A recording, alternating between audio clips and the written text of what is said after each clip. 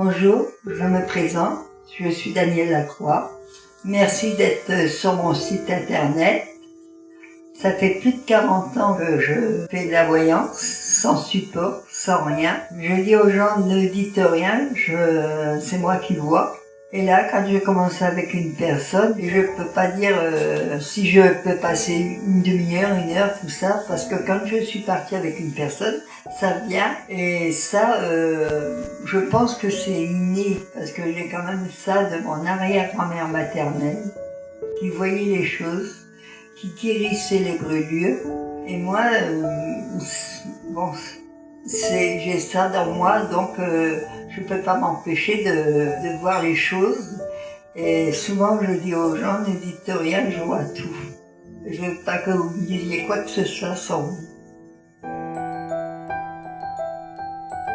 Et un jour, j'avais 12 ans, et un jour je dis à cette petite amie là, qui s'appelait Sylvie, je lui dis, Sylvie, tu travailleras dans les bijoux. Et Yuline, elle sera dans le médical. Et sa mère m'avait dit, mais non, ma grande, tu te trompes.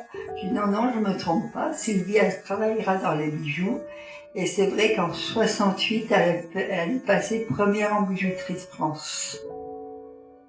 Créatrice en bijoux. Je lui avais dit aussi qu'elle se marierait avec un de la médecine. Elle s'est mariée avec un neuropsychiatre. C'est-à-dire qu'à l'école, j'apprenais rien. C'est pas une référence. C'est pas une référence, non, c'est pas une référence. Je chantais, je dansais, et je faisais les lignes de la main. Mais la voyance, ça s'apprend pas. Soit qu'on l'a, ou soit qu'on l'a pas. Quand je pars, je veux pas que la personne ne me dise rien sur elle. Et je peux pas dire le temps que je peux passer avec une personne.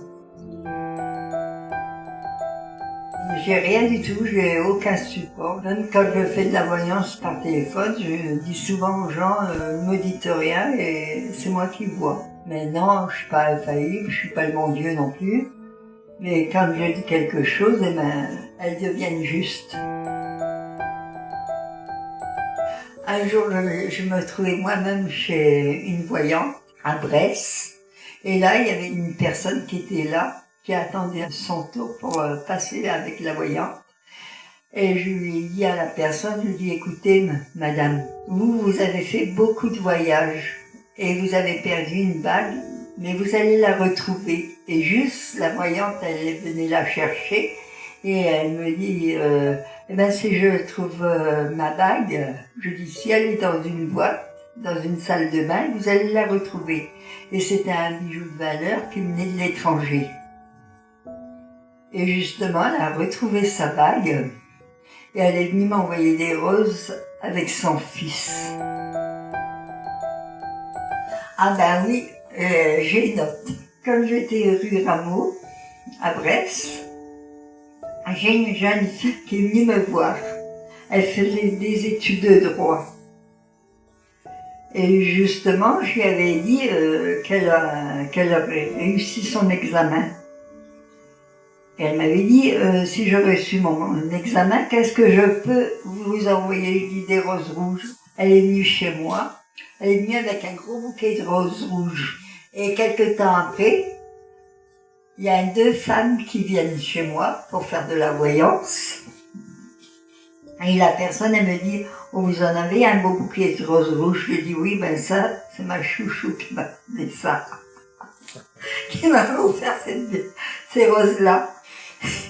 Et justement, quand j'ai reçu l'appel, la personne, quoi, que je lui faisais sa voyance, je dis, mais c'est bizarre, parce qu'on dirait que c'est bizarre quand même, parce que ça correspond tout à fait à la personne qui m'a envoyé les roses rouges, à la fille qui m'a envoyé les roses rouges. Et quand j'ai fini ma voyance, elle me dit, écoutez madame, je peux vous dire que c'est ma fille. Dans ma famille, il y avait mon arrière-grand-mère maternelle qui voyait les choses, qui guérissait les brûlures.